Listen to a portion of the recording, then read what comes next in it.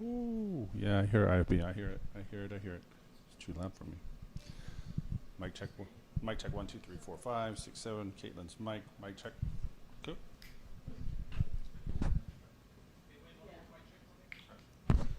Mic check. 1, 2, 3, 4, 5. Caitlin's mic. Mic check. 1, 2, 3.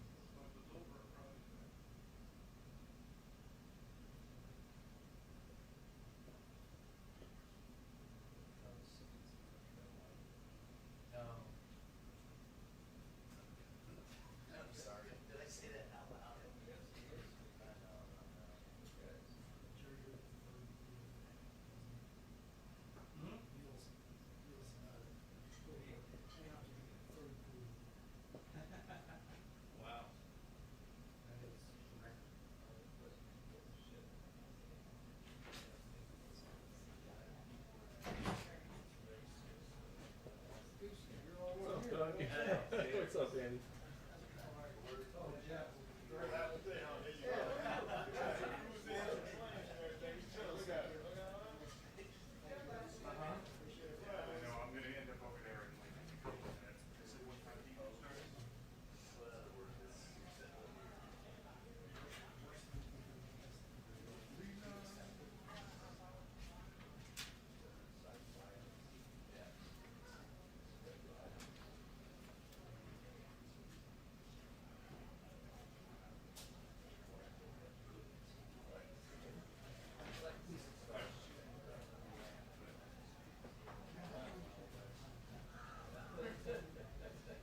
They let anybody in. Wow, it's very depressing. Your cable is. Might actually have it. Let me go look. See if I got it with me. How'd the thing go today? Well, I didn't use the fiber. No, it's downstairs. It's that little closet. I ran power through there, but it isn't.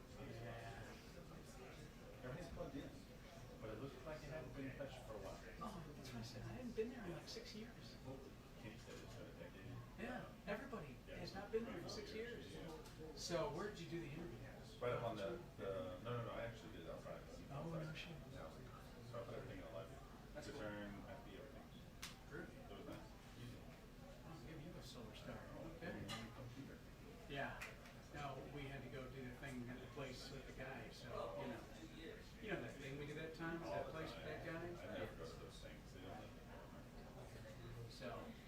But yeah, we had to bring him back. We waited at Dover while they got on the plane. We literally went up there, got on the plane, came back.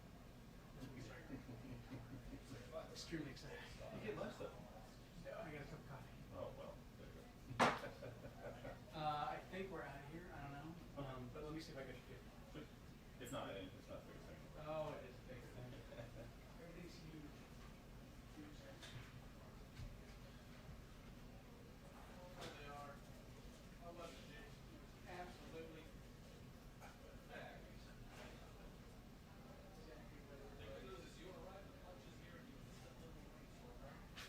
Where'd it go, Jake? It was. Bus ride. That's what it was. The lobby started again. So Jay's got one car, so apparently he was shooting the rest of it for the glass. Yeah. So he calls me up and he's like, what's this car for now? And I was like, see you got any place? Except that. He's like, well, I'm shooting the car. We couldn't get the, we couldn't feed that a lot of people wouldn't fire up. So Jay was in the flight line, so we just tossed the car and then to get the discounts and progressive. You know, Where y'all shopping, Chief? anything. Everybody do the same thing. Taco. Hey, Mark, what's up? I'm good. Have a day on me. Good job, man. Man, Ed, I'm jet lagged after that, Yeah. baby. It's Friday. What you doing anyway? It's Friday, man. I know, right? You better get out of That's here. what I'm talking about. You turn to a pumpkin. Talk to my agent. Sweet, perfect. Yeah, For me. right. Thanks. Give me a second. All right. It's Friday. Well, after that, I'm exhausted. Jet lag. Back on the treadmill already. See you. Thanks for everything. See you. And I'll send you that wave second. All right. You're gonna love that feed. You're gonna love her. She's great. Yeah, she's really cool. Yeah, she's great. All right, see ya.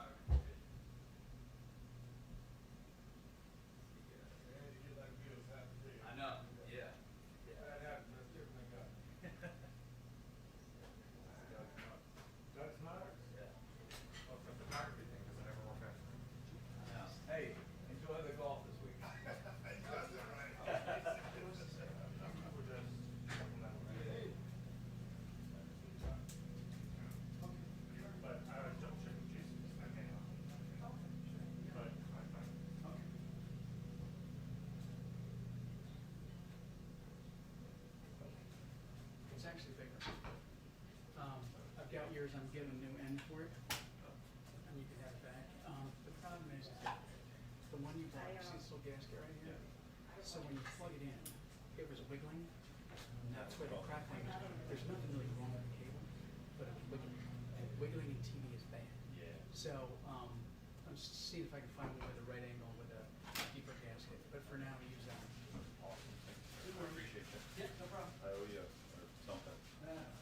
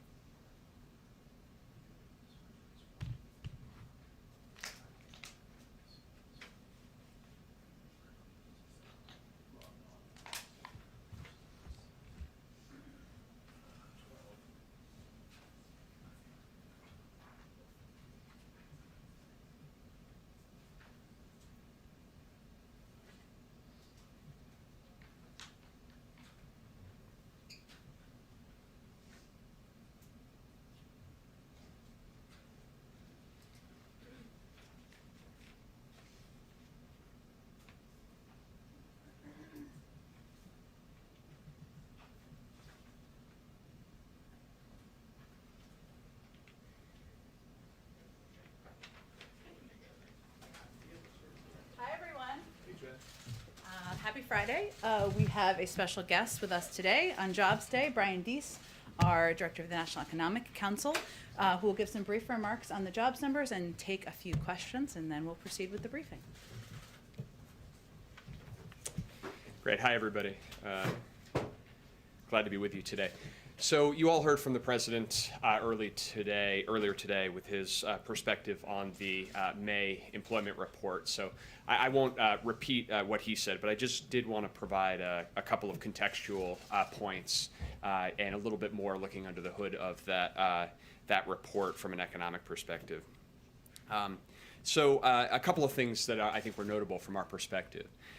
First, beyond the top line strong job gains and the now consistent pace of over 500,000 jobs a month for the last 4 months, we saw in May the largest 1 month decline in long-term unemployment, the long-term unemployment rate since 2011, so in about a decade.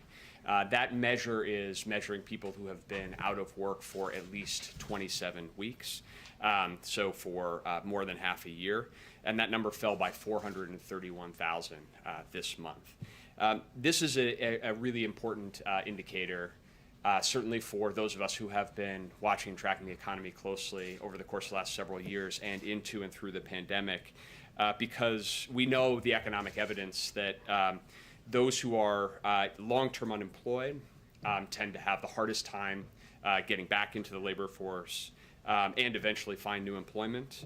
And so this substantial reduction is an important indicator of the health of the labor market, and something that is obviously very good news for those people and also, I think, for the economy writ large.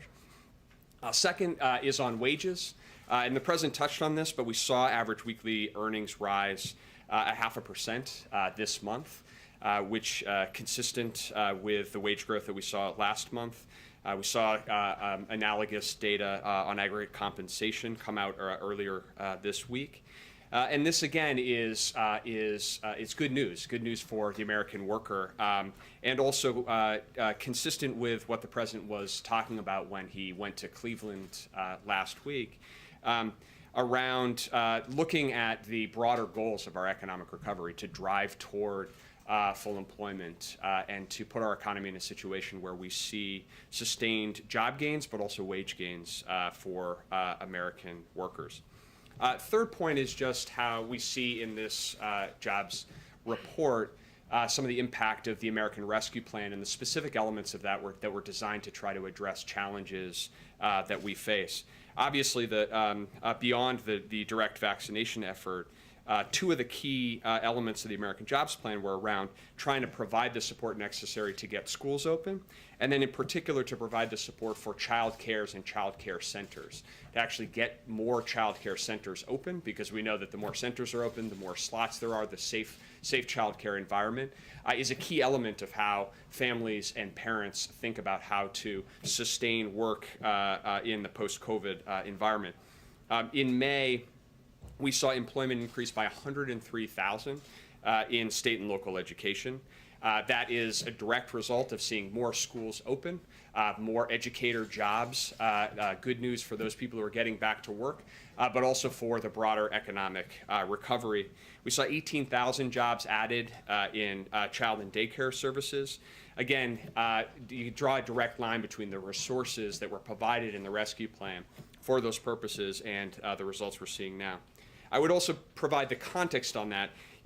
Despite that progress, we're still down 800,000 state and local education jobs since February 2020.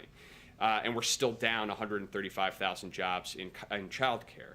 And I think that that's a reminder of the depth of the crisis of this pandemic, the ways that we have to go, but also, I think, importantly, a reminder of why it is that we focused on passing a rescue plan that would sustain support over the course of this year.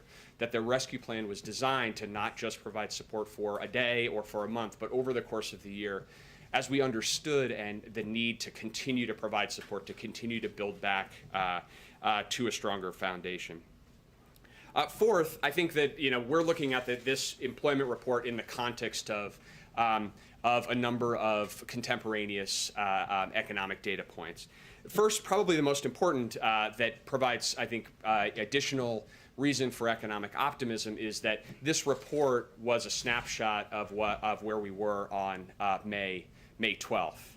And perhaps most evocatively, in just how quickly things are changing, where we too have been doing this briefing on the day that this, on a day in that week, we all still would have been masked. Things are changing very quickly, and in fact, since that period, an additional 21 million adult age Americans have gotten fully vaccinated. And so we're making progress even since this snapshot in time. And secondly, we're looking at this job growth in the context of the overall health and growth of the economy. And we saw earlier this week the OECD significantly increase its economic growth forecast to 6.9% for 2021. In that report, citing that the American Rescue Plan and the United States fiscal response likely adding 3 to 4 percentage points to GDP this year, and positioning the U.S. as the president heads to his first G7 as the only G7 country, the only OECD country in a position where our future growth prospects are actually stronger today than they were pre-pandemic in January 2020. That's only true of the United States, not any other developed country. The final point that I will make is a point that you will hear me repeat as and if and when I come back and we talk more about jobs numbers in the future, is that we are in an unprecedented situation. There's a lot of uncertainty in our economy, and we never put too much weight on any individual data point, be it a jobs report or any other report. We expect there to be ups and downs. We expect there to be bottlenecks as we turn this economy back on. And our focus, the president's focus, is on executing an economic strategy that is working. We see that in the data from today, but to be patient and think to the long term about what the American economy needs and the American workers need as well. So with that, happy to open up, take some questions. But go ahead, Zeke. Thanks, Brian. You mentioned just now, and the president mentioned in his remarks earlier, the administration was going to look to efforts to address some of the supply bottlenecks. Industry experts say, semiconductors, that's a multi-year process to fix that. So what is the administration going to do to fix some of those bottlenecks that are raising prices right now? Yeah. It's a great question. So first of all, I would say this is an issue that the president has been focused on from the campaign and early on upon taking office, that one of the things that the pandemic has exposed is the degree of vulnerability in supply chains and the need to have a deliberate strategy to try to build resilience in our supply chains. So that's why the president actually on February 25th signed an executive order tasking an all-of-government approach to try to look at supply chain challenges across a set of 4 critical areas, one of them being semiconductors, but also to launch a longer-term effort to look at supply chain vulnerabilities and opportunities across sectors of the economy. So that executive order had a 100-day time frame associated with it, which is coming due at the end of this week. So you can expect to hear more from us on this topic early next week. But in short, what I would say is, look, on a lot of these issues, there is no immediate short-term, magic bullet fix. We have been at this issue of semiconductors now for some time. We've been spending an enormous amount of time with industry participants up and down the semiconductor supply chain. We've identified some very concrete solutions that we need to take, and thinking about a long-term strategy to actually build resilience so that we're not left vulnerable the way that we have been to supply chain challenges in the future. Some of that is working on bipartisan legislation to actually fund a dedicated strategy to build out a domestic semiconductor industry in the United States. We're making a lot of progress on that front and are optimistic there. The other thing that we will be looking at is some areas where we have seen over the course of the last 100 days bottlenecks emerge that are more short-term in nature, that may not connect to a longer-term geostrategic or strategic supply chain issue, but our blockages in part because we're seeing demand come back in some areas faster than people anticipated. So whether that's in housing and construction materials or in transportation and logistics, those are areas where, building on the all-of-government approach that we have in place, we're going to intend to really zero in on, are there pragmatic issues that we can help facilitate. And some of that is bringing the right industry actors around the table to really understand where those bottlenecks are and whether there are ways to unstick them. At the end of the day, a lot of that issues are transitory, associated with turning an economy back on and supply and demand mismatches that the market will work through. But we want to be doing everything that we can to try to help facilitate practical solutions where they exist. So we'll have a lot more to say about the specifics of that, but I think that hopefully gives you the context. So last month, President Biden assessed that federal unemployment benefits had not contributed, or he didn't see much evidence to the more lackluster numbers. Is that still his assessment for this month? And given how many states are now going to end them through the month of June, with the president's comments earlier today about them expiring in 90 days, should other states consider ending them sooner, or could that money be used elsewhere? So I'd say a couple of things about that. I mean, the first takeaway from this report is that we're seeing really robust job growth. And we're seeing, in fact, historic job growth in the context of historic economic growth. So we find ourselves, the American economy now, the economy is growing faster than any other major economy. Jobs are growing faster than any other major economy. So that's the immediate context. With respect to the UI benefits, you heard the president earlier today. That program was designed as a temporary lifeline. The UI program itself provides a critical support network to the American people and the American economy. And the temporary boost is slated to now expire in 90 days, and as the president said, that's appropriate. With respect to some of the state changes, just the important context, which I think was implicit in your question, but just to be clear, is that none of the states have actually eliminated any benefits yet. Some states will initiate that process over the course of the next several weeks, but in many cases, what we're talking about is states making changes to benefits for 4 weeks, 6 weeks, 8 weeks before the expiration that will happen under current law. So as we look at where we are in the economy, we see strong job growth, 500,000 jobs a month on average last 4 months. The U.S. outpacing every other major economy in the world, and we see reason to really focus on what are actually going to be the drivers to accelerate this recovery and then sustain it for the long term.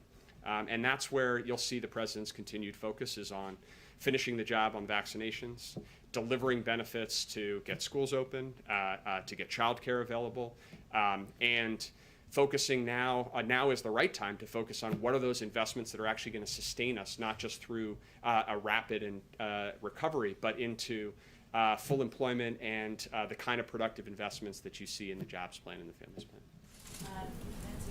I didn't. You've got to be the last one, though. 'Cause we've got to go My to question you. was similar to Monica's, so I'll ask another one. How do you explain the drop in construction jobs last month? Wasn't this a sector that was actually revving up? Yeah, so it's a great question. I think if you look under the hood in employment in the establishment survey, what you see in May is job gains very broad-based across almost all sectors. Job gains. We did see a reduction in construction. I think that the first thing I would say to that is that in any given month you see some movements up and down, and so you never want to read too much into 1 month. But you saw construction jobs increase in the prior month. We saw manufacturing jobs decline in the prior month and up this month. I think, so you don't want to read too much into one individual month. But I do think that some of this is connected to the prior question, where we are, as this economy recovers, we're seeing some supply chain bottlenecks. We're seeing some mismatches between supply and demand. As we anticipate those to be short term, they're still causing bottlenecks, and we're seeing that in different sectors of the economy. I think some of that may be what's going on in the construction sector as well. So I think, bottom line, we saw broad-based job growth over the course of May, and I think that that's the most important takeaway. And at the same time, you can expect the administration to be really laser focused on those places where we are seeing those bottlenecks, trying to make sure that we're doing everything that we can in a practical level to try to help unstick those temporary issues. I just want to clarify really quickly, because you didn't say yes or no. Does the president still feel that these enhanced jobless benefits are not discouraging people from finding jobs? The president, I'll just restate what the president said today. The president believes that the temporary unemployment benefits and the temporary boost to those benefits has provided a critical lifeline. That lifeline was designed to be temporary and to expire in about 90 days, and that's appropriate. And I would also just put that in the context of that is a very short-term issue where most states you're talking about a set of weeks. And really, as we look forward and are focused on what are the things that are really going to drive the durability of this economy going forward, you're going to see the president continue focus like a laser on the vaccination program. The president identified and recognized before coming into office that there would be no economic recovery if there wasn't a viable vaccination strategy. We're seeing the progress in the vaccination strategy help to drive economic gains, help to make it possible for more people to feel comfortable and capable to go back to work. And we anticipate that as we continue to succeed on that front, we continue to make investments in things like school opening and childcare and otherwise, we're going to be able to sustain this progress going forward. Thank Do you have a you, status Brian, report very on much. infrastructure? The infrastructure talks? We will have a status report on that later this afternoon, Yes. so stay tuned. More to come. Thanks, guys. Okay, thank you so much, Brian. Let's do this again next month. Okay, couple of items for all of you. Starting this weekend, as we noted the other day, we will, and with collaboration and support, we will be launching our National Month of Action. So that is exciting. We've outlined a lot of those specific details, but it's starting this weekend, so wanted to note that. Also wanted to give you all an update that today the U.S. government delivered 1 million doses of the Johnson & Johnson vaccine to the Republic of Korea. The friendship and alliance between our two countries run deep, especially in times of great need and hardship. As was noted when the president hosted the South Koreans here just a few weeks ago, this was done in order to ensure the safety and readiness of U.S. and ROK military forces. And today, thanks to a whole of government effort, we are delivering on that promise. And I would just note again that our plan, our commitment to deliver 80 million doses is 5 times more than any other country and 13% of the U.S. supply, and we're committed to doing that by the end of June. Also would note the Vice President is traveling to Mexico and Guatemala next week in her role overseeing diplomacy toward the Northern Triangle and Mexico. She lands in Guatemala on the evening of June 6th. She'll be on the ground there until the evening of June 7th before flying to Mexico. Then she'll be in Mexico until the evening of June 8th. She'll meet with the President of Guatemala, the President of Mexico, and as well as community leaders, innovators, entrepreneurs, and U.S. Embassy personnel. And I'm sure they'll do many readouts from there. The week ahead, on Monday, the President will meet with NATO Secretary General Stoltenberg at the White House. The President and the Secretary General will discuss the June 14th NATO Summit in Brussels and many issues on the NATO agenda, including reinforcing transatlantic security in the face of challenges from Russia and China. They will also discuss adapting NATO to address threats like cyber attacks and climate change, while continuing to ensure a more equitable sharing of responsibility among allies. As we've said, revitalizing our alliances is a priority for this administration, and our alliance with NATO is a big part of that. As you all know, on Wednesday, the President and First Lady will also be traveling to the United Kingdom for their first stop, for their first overseas trip, and we'll have one of the members of the national security team, hopefully at the highest level. We're working out schedules on Monday to do a full preview of the trip for all of you. Last thing I would note, I think that was it actually. Zeke, go ahead. Thanks, Jen. Looking ahead to that trip, the back end, Yeah. with Russian President Vladimir Putin, he had some comments today where he was suggesting that he was not expecting any concrete breakthroughs. I was hoping you describe what the president hopes to get out of that meeting, and is the president going to commit to raising issues like the imprisonment of Navalny, the imprisonment of American citizens in Russia directly with President Putin face to face?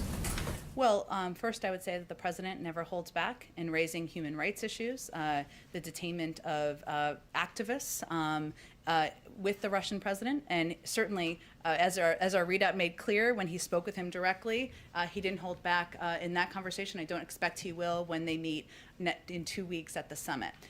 In terms of the focus of the summit, I think we'll have more to preview on Monday. But as I've noted in here previously, I think the president expects to raise a number of issues, including Ukraine and what we've seen as aggressive behavior at the border by the Russians.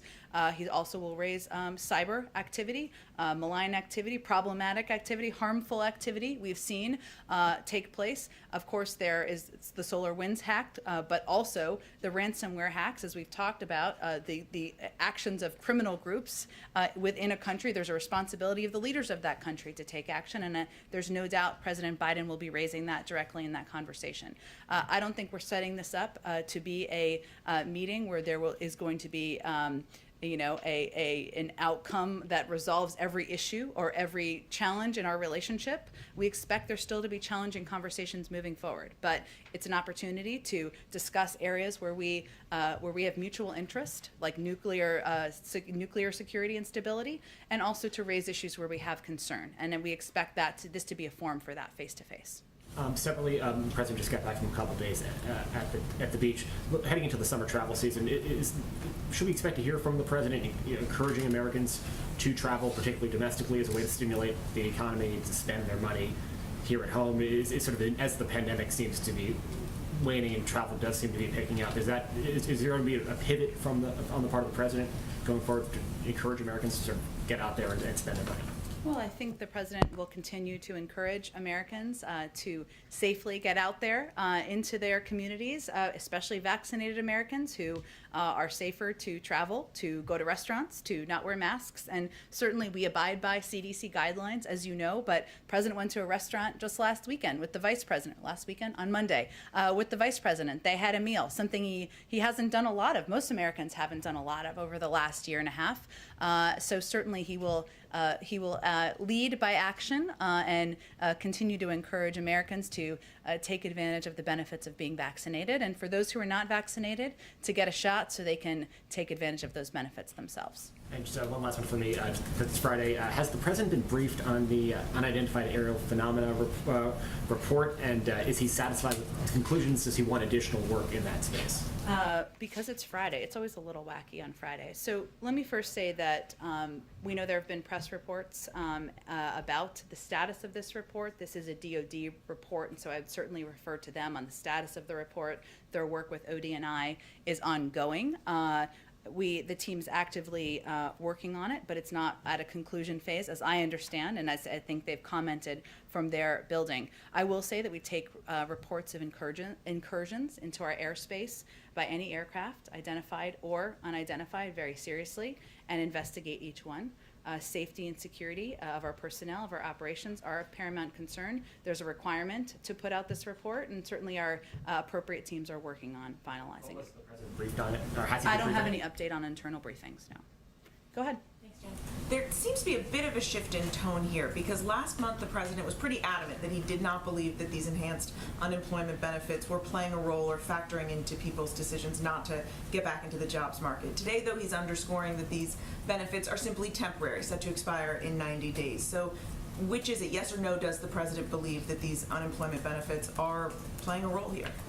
Well, I think we shouldn't lose sight of some basic facts here, which is that those governors who have made the decision, as they have every right to do, to pull back on unemployment benefits, or not accept them, I should say accurately, that hasn't even taken effect in any state across the country. So in terms of how we're evaluating the impact, we haven't even seen the impact yet. That takes effect in June. It is important for people to understand factually that the president, no one from the administration has ever proposed making these permanent or doing it over the long term. And sometimes I think that was just an effort to make that clear in the public.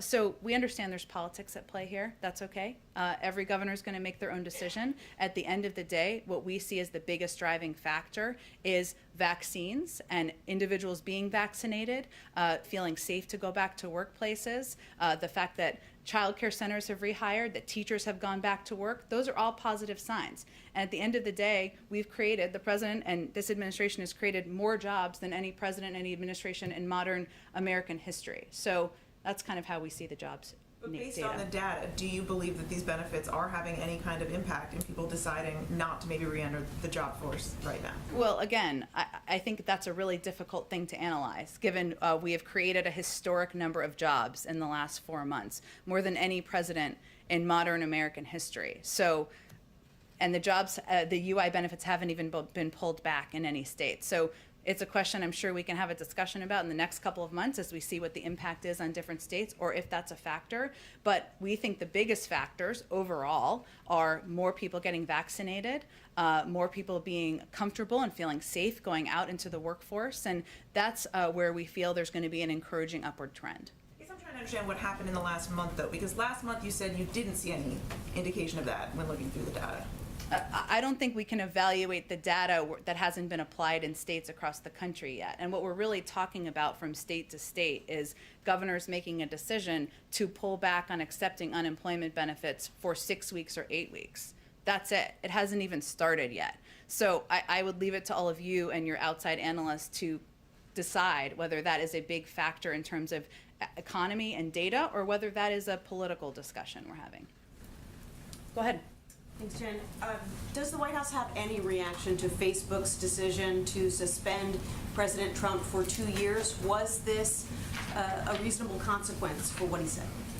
Well, as always, it's a decision for the company to make and any platform to make, and clearly they've come out and made their decision. Our view continues to be, though, that every platform, whether it's Facebook, Twitter, any other platform that is disseminating information to millions of Americans, has a responsibility to crack down on disinformation, to crack down on false information, whether it's about the election or even about the vaccine, as we're trying to keep the American public safe and get more people or return to normal out in society. And I think as we look at it, we learned a lot from President Trump, the former president, over the last couple of years about his behavior and how he uses these platforms.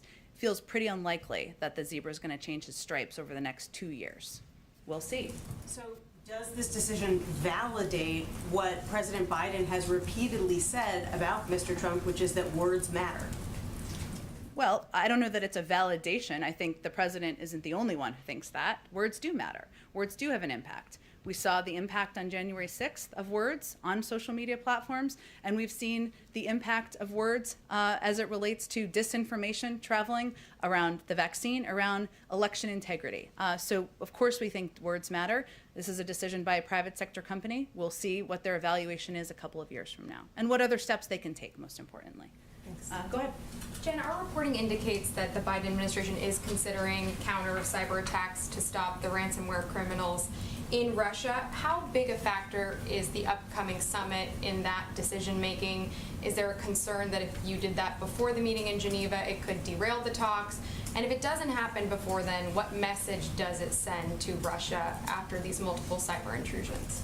Well, let me first say that we always reserve the option of responding to behavior or actions that are unacceptable and are harmful. And some of those responses are seen and some of them are unseen. And we typically don't give a timeline on that in a public capacity.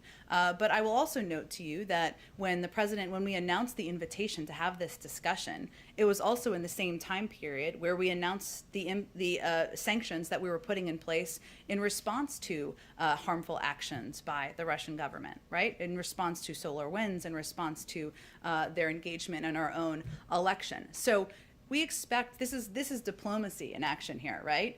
We will take action when warranted. Sometimes seen, sometimes unseen. We typically don't predict that ahead of time. And we also will look for areas of opportunity to have a discussion. But we are not having this summit as a reward. We're not having this summit because we expect to only talk about areas where we agree or disagree. And in the president's budget blueprint, there's only about 1.3 billion dedicated to bolstering cybersecurity. Given what we've seen over the last few weeks, is that enough? Are there talks that more resources need to be dedicated to this, or are you thinking more to leave this to the private sector for those companies that we've seen that have been impacted? Yeah, it's a really good question. I mean, I will say that we know that the ransomware threat is urgent, it's complex, and it's been increasing over the last several years. And, it feels new to us over the last couple of weeks, but it has been increasing rapidly around the world over the last several years. One of the reasons that we have initiated a rapid review internally is because we recognize that threat. And we will assess based on that review what additional needs there are, both from the federal government in coordination with Congress or from the private sector. And that review is focused on the disruption of ransomware infrastructure and actors working closely with the private sector, building an international coalition, of course, which will be a focus of the president, will be a topic of discussion, I should say, of the president's foreign trip, expanding cryptocurrency analysis, which we know is a factor given so many of these ransomware attacks are, if ransom is paid, which of course we don't recommend and don't advise from the FBI, but it's often done through cryptocurrency channels, and reviewing our own policies. So that review is ongoing internally with our national security team, and we'll assess what additional needs might be needed. And one last bit of housekeeping. Last month you said you didn't have an update, but that you maybe expected the president to get his first physical soon. Do you have any update to provide on that? Should we expect that to happen this summer, or is there anything else you can give us? It will definitely happen this year, and when he has his next physical, we will provide that information transparently to all of you. But I don't have a date for you. Go ahead. Thank you, Jen. Would the president support a commission to investigate the initial U.S. response to COVID-19? A commission in Congress? Or a presidential commission? I would say if members of Congress have a discussion and want to have a discussion about that, we're happy to hear from them. But our focus right now, as you know, Peter, is on our own internal investigation, or our internal process, I should say, using all of the resources of government, tapping into our data and science experts to see what more we can determine over the next 90 days or less than 90 days about the origins of the pandemic. Mike Pompeo is now saying that when he was the Secretary of State and he was trying to investigate the origins of COVID-19 there, the NIH folks were trying to suppress what he was doing. So is there any concern from the White House that there may have been people at the NIH who are making policy decisions based not in science, but based on their personal political beliefs or preferences? Well, I really don't have any analysis of the last administration's People working. are still over there, and you see how they operate. Here's what we know, Peter. We know that Dr. Fauci and many members of the NIH team, medical and science experts, because of their work over the last 10 years, we have developed a focus and effort and apparatus to fight this pandemic, and we are grateful to them for their work. Everybody wants to get to the bottom of the origin. Former Secretary Pompeo, President Biden, Democrats and Republicans across the board. We all share a concern about the challenge, and that is the intransigence at times by the Chinese in providing data and providing information. We share agreement on that. We all want to get to the bottom of what happened here. And you mentioned Dr. Fauci. There have been these emails that have come out through a FOIA request that make it seem like we knew that he had his hands full at the time trying to figure out what to do. But it seems like there were times that he was saying one thing in email and then coming to this microphone and saying something else. If that is the case, and if that affected the U.S. policy posture at the time, should he be held accountable? Well, I've talked a little bit about Dr. Fauci, and Dr. Fauci has been out doing several interviews himself and answering questions on these emails and questions that you all may have. Dr. Fauci is a renowned public servant. Civil servant, I should say, career civil servant. He's overseen management of multiple global health crises, and the attacks and attacks launched on him are certainly something we wouldn't stand by. I understand there's interest in the emails. He's answered a lot of questions on the emails. I don't think I'm going to have much more to add on them from here. Do you think the attacks are political against Dr. Fauci? I'm going to let Dr. Fauci speak to his own defense of his emails from 17 months ago before this president even took office. Okay, and then finally, does President Biden have a position on gain of function research? Well, we have not as Dr. Fauci has actually said repeatedly, we've never approved any funding for gain-of-function research in Wuhan. I know that's, I think, why you're asking the question. I believe some may have been approved, or there was funding approved during the prior administration. There's a framework, I should say. This is not meant to be a criticism of funding and how it's approved through different NIH programs, but I would send you to them to give more of an explanation of the funding mechanisms. And just since you mentioned Dr. Fauci again, can you imagine any circumstance where President Biden would ever fire him? No. Go ahead. Just to follow up a little bit on Russia, I know you've said repeatedly that this is not a reward to Vladimir Putin, but what can you do in terms of stage management to make sure that it doesn't become that? I mean, become a platform for him to offer alternate facts, alternate analysis of history of what's going on, and also provide a way for him to damage the opposition within his own country. Are you thinking through that issue, or how will you address that? Well, one thing is we're going to bring all of you with us to report on what he says and doesn't say, and fact check what he says or doesn't say. The other piece is President Biden, as you've heard him talk about, has engaged with President Putin in the past throughout his career. And he is never one to hold back on areas where he has concern, areas where he feels the actions of the Russian government or Russian leadership are hurting the United States. And he certainly has no intention of holding back during this meeting, publicly or privately. But at the end of the day, our job or our focus is on moving toward a more stable and predictable relationship with Russia. There are areas where we can work together. We've talked a little bit about, we renewed New Start early on in the administration for 5 years. That's an area where we can work together. There are ongoing negotiations for the Iran nuclear deal. They just finished their 5th round of discussions. Russia is a member of the P5+1. We can have a discussion there. At the same time, we also feel that no country should be, has a responsibility not to harbor criminal individuals who are launching ransomware attacks. And that will certainly be a part of the discussion as well. So you're right. When we have conversations with leaders we disagree with, where we have some adversarial components of our relationship, it is important to send the message that we're not validating their actions. In fact, we're calling them out on it. But it is also an opportunity face-to-face to raise those issues and also to hopefully move toward a more stable and predictable relationship moving forward. And on infrastructure, is the corporate tax hike that was originally proposed, is that pretty much dead now? Can we expect to see it in reconciliation? And is there anything else that President Biden plans to offer when he speaks with the senator today? Well, since you gave me the opportunity, Trevor, I think there's an important note here. One is that we didn't talk a lot about the book line taxes that the president talked about yesterday, that we've talked about a little bit yesterday, the 15% tax that these companies, we're asking these companies, or we think these companies should pay, that pay no tax. That was in his original American Jobs Plan proposal. It was in the lengthy fact sheet. I'm sure Reuters wrote many stories about. So that was a component that we didn't have a lot of a public debate about, but it has been something he talked about on the campaign. It's in our budget. It was in his American Jobs Plan proposal. In terms of the corporate tax increases, that was also proposed and certainly has been more of a public component of our discussion. That's something he continues to believe corporations can pay more money, that's a way to fund his bold ideas. There are a lot of ideas that he wants to move forward on, whether it's extending the child tax credit, universal pre-K, proposals that he has put forward in the American Families Plan, which we are looking forward to having a continued discussion about. And there are also a range of pay-fors he has proposed. And that 15% minimum that you just brought up, is that, did you bring that up because that's something that Yellen is pursuing on the international stage? No, separate. I'm glad you asked that question. Separate issue. I know it's confusing because the 15-15. Separate issue. There is a discussion, as you noted, on the global stage about a global minimum tax. But this is a proposal the president talked about on the campaign trail.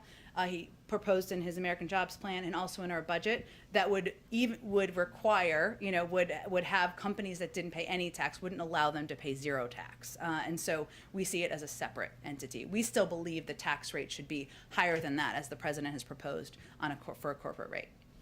Go ahead, Josh. Can you give us a sense of what your expectations are for their discussion? Is it by phone, for instance, with Senator Capito? Oh, sure. Are we any near a decisional process or a point for the president? Sure.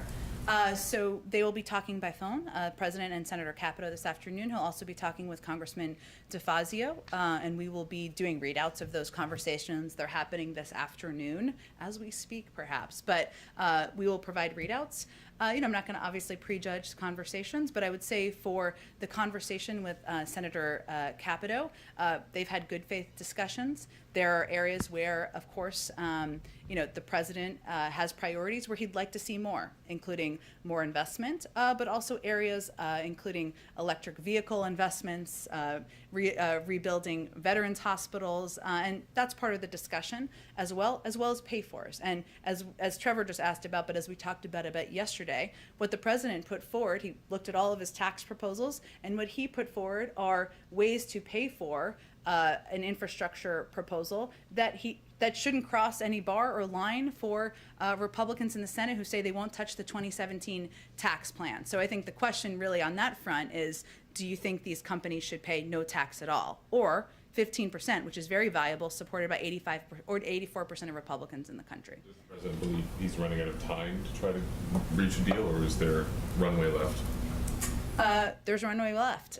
He's going to have these discussions. There are Democrats and Republicans who are talking with each other. We're going to engage with them as well and continue to have a discussion with a range of interested leaders in Congress about how we can come together to make a historic investment in infrastructure. There are some realities of timelines, including the fact that Congressman DeFazio is leading the markup of key components of the American Jobs Plan next week, key infrastructure components where there is a big overlap. There is a lot of interest and excitement by many Democrats in Congress about that. So it's not unlimited, but we have an opportunity. He's going to talk to Senator Capito this afternoon. We're going to see how those conversations go. We're going to keep a range of pathways open to move these bold ideas forward. Briefly, Brian Diese talked about the supply shortage issue. Can you talk about any particular types of supplies that we're talking about? So with regards, for instance, to the construction job gains that were pretty sluggish. What are we talking about here? Lumber? Like what are the powers the government has to try to address those? Well, I know you've covered this closely, as have others. Lumber is certainly one of the areas, and we've seen an impact on the housing market in part because of a shortage of some of these supplies that's having an impact on new builds, that's then having an impact on the pricing for homes that have been around a longer period of time. I know you know this, but just to catch everybody else up. Okay, so we've seen that impact, and we have been doing this 100-day review, certainly looking at how we can address those challenges and issues through the role of the federal government is what we'll talk about when we have more details to share, and hopefully that will be next week. Are tariffs a way that you can address supply shortages? I'm not going to get too ahead at all of where we will come down in our final rollout of our supply chain review process. Go ahead, Caitlin. Is the president expecting a counteroffer during this conversation with Senator Capito today? I think the president's expecting they're going to have a discussion. Part of negotiation is seeing how you can come closer to each other. He's obviously come down quite a bit in what he originally proposed, and hopefully they'll have more they can add to their proposal. But we'll see. But it's a discussion, not an exchange of paper. Well, you described Wednesday as a discussion too, but President Biden made a counteroffer kind of to them on Wednesday. I think that might be over-formalizing the discussion. There's a discussion about where there might be areas of agreement. Then obviously she may have to take things back. He may have to discuss on our ends with Democratic leadership. So it's more of a discussion and where we can find common ground, hear each other out, and we'll see if this continues to be a viable path forward, and we'll continue to pursue a range of paths. Thank you. And on these ransomware attacks, does the president view those as a national security threat? I certainly think the president views those as a rising national security concern and an area where we need to continue to keep our focus, keep our assets, focus on energy and brain power on what we can do to address it. That's why we launched this rapid review to take a look at these 4 areas of focus, including our own approach through the U.S. government, including how we work with the private sector, including cryptocurrency, and also including what role we can have on the global stage. So certainly this is a priority to him and an area where we will be spending a significant amount of time in the coming months. Okay, and my last question, just on the enhanced unemployment benefits, you said that you can't really make a determination because no states have actually cut them off yet, the states that are pulling out of the program early. But if nothing has changed, shouldn't you be able to maintain the president's pretty unequivocal position last month that they are not encouraging people to stay home? Well, if we had that concern, we would be ending them. We're not. I mean, there's still 7 million people who are out of work, right? And we're talking about $300 benefits for 3 more months. I think the point I was trying to make, and I think Brian was trying to make, is that the governors who have made the decision, which they have every right to do, to pull back on these benefits, are really talking about having them for 6 weeks or 8 weeks less than we would already intend to have them. So I think the question is, do you think Americans, given 7 million are still out of work or more than that, could benefit from 8 more weeks or 10 more weeks of these $300 unemployment benefits? Our view is they can and they should, and that's an extra helping hand we can give to millions of people across this country. Some governors disagree. That's okay. At the end of the day, in early September, these benefits will no longer be a part of the plan. Thank you. Go ahead. One quick thing, housekeeping on Russia, and Sure. then I have something on Israel. You mentioned a few moments ago that the press will be with the president when he attends the summit in Geneva. Can you commit that he will have a press conference side by side with President Putin as previous U.S. presidents have done? I don't know what the format will look like at this point in time. I can certainly commit that he will communicate and speak to all of you, but I don't know what the format looks like yet. I mean, obviously, a press conference would be preferable from, but I think he will answer questions. I don't know what the format will look like at this point. Given the history, the fairly recent history of side-by-side press conferences between the U.S. president and the Russian president, it would make certainly it would be an opportunity for us to ask the kind of questions of both presidents that I think our president might want to answer. Well, I know that we will make President Biden available to all of you, and I certainly hope my Russian counterparts makes President Putin available to all of you as well. I don't know what the format will look like at this point. On Israel, we're a couple of clicks closer to the formation of the new government. Have there been any developments here in President Biden's interaction with either the existing government or the new government in formation? No, not at this point. I think we're going to allow for that process to move forward, and as you know, it may be a little bit more time before the final formation is completed. What is the plan for his interaction with the new government should it be formed?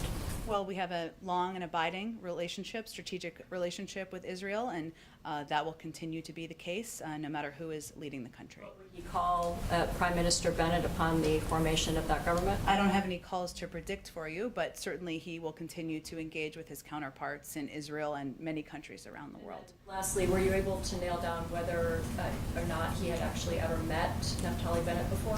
You did ask that question. I'm sorry, I did not ask him. I will follow up and see if I can find that out. I know, well, Naftali Bennett, you would remember the years he was the chief of staff to Prime Minister Netanyahu. We'll have to do a little data tracing here. Yeah. Okay, go ahead. Thanks, Jen. On the vaccine announcement from yesterday, Yep. Can you give an idea at all of how many doses we can expect? Are there going to be monthly surplus shipments going out to other countries? And would they follow the same 25%, 75% sort of breakdown? Are there any discussions about that? 80 million doses by the end of June. In future months, I mean, it was said yesterday that we can expect more this summer. So That's right, and we're going to continue to provide part of our supply to the global community, but I don't have anything to predict for you beyond that.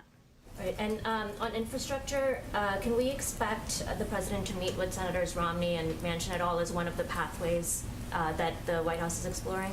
Look, I think as I alluded to a little bit earlier, the president's certainly open to and interested in continuing to engage with a range of members who have an interest in making a historic investment in our nation's infrastructure, modernizing our roads, rails, and bridges, and preparing us to compete over the long term. I know those are two of the members who have expressed that publicly, so we will see what the future days hold. And just On the president's trip, can we expect him to meet with the Pope at all? There's been some reporting out there that he might be meeting with the Pope. That's surprising. I don't think you can expect that on this trip. Go ahead. Thanks, Jen.